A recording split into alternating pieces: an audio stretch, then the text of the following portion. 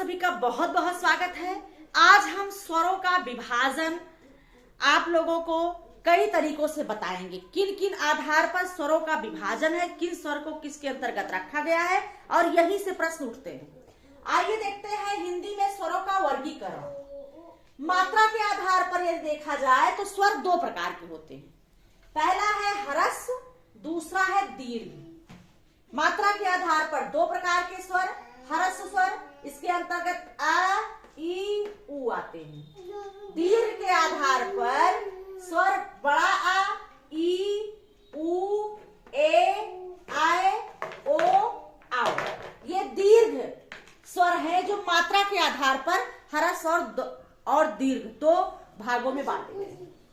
अगला है जिह्वा के आधार पर स्वरों का वर्गीकरण। जिह्वा के आधार पर मतलब हमारी जिह्वा किस स्वर का उच्चारण करती है, इसके आधार पर पहला है अग्रभाग।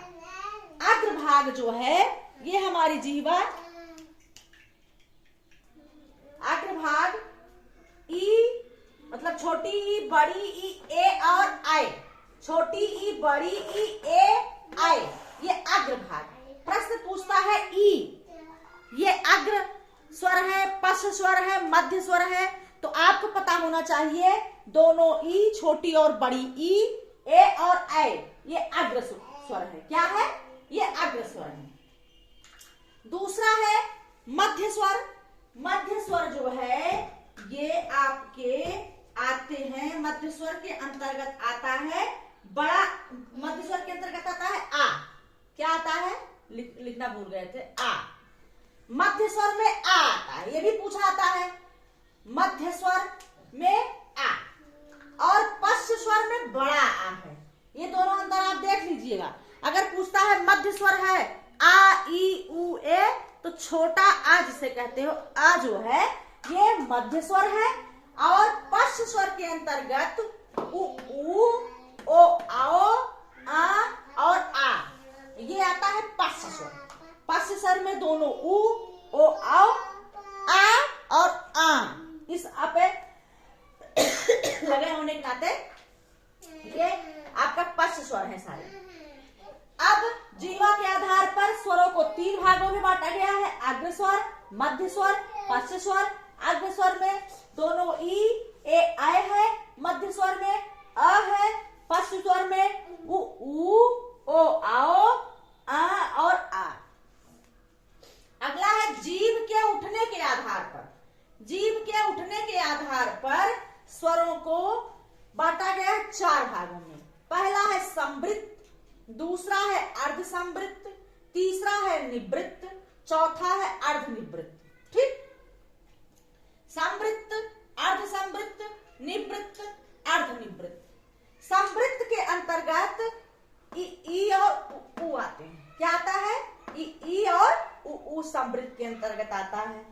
अर्धसंवृत्त के अंतर्गत आए और आओ आता है। ठीक, निवृत्त स्वर के अंतर्गत आ आता है, आ बड़ा आ, और अर्धनिवृत्त के अंतर्गत छोटा आ, आए, आओ, आ, ये आपके अर्धनिवृत्त के अंतर्गत आते हैं। तो इसमें सिर्फ संवृत्त और अर्धसंवृत्त ये स्वर बहुत जरूरी है। जिह्वा के उठने के आधार पर यही से प्रश्न उठते हैं, ज्यादातर उठते हैं संवृत्त स्वर।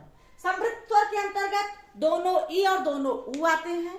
ये अपने फिगर अपने दिमाग में बैठाना है, ये रटने की चीज नहीं है, इसको दिमाग में बैठाने की चीज है।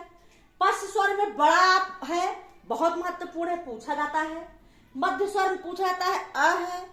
ठीक, अग्रभाग में ई और ए आ है, और ये इतना दीर्घ और ह्रस्व आप जानते ही हैं।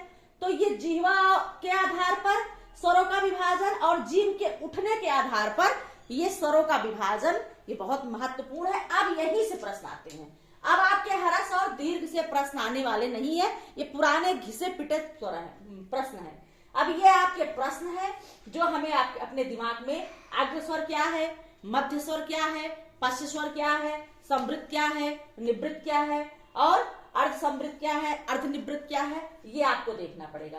तो हिंदी में स्वरों का विभाजन मात्रा के आधार पर, जीवा के उठने के आधार पर और जीभ के उठने के आधार पर ये आपके स्वरों का विभाजन है। आज की कक्षा में इतना ही, आगे फिर मिलते हैं। आप लोग हमारी कक्षा को देखते रहे, हमारे चैनल को लाइक करते रहे, सब्सक्राइब करते रहे, लोगों को शेयर करते रहे और लगातार आप जुड़े रहे। आपको एक से एक अच्छी वीडियो मिलेंगी, आपको लगेगा कि हाँ हम पढ़ रहे हैं कहीं से। आज की कक्षा में इतना ही, धन्यवाद।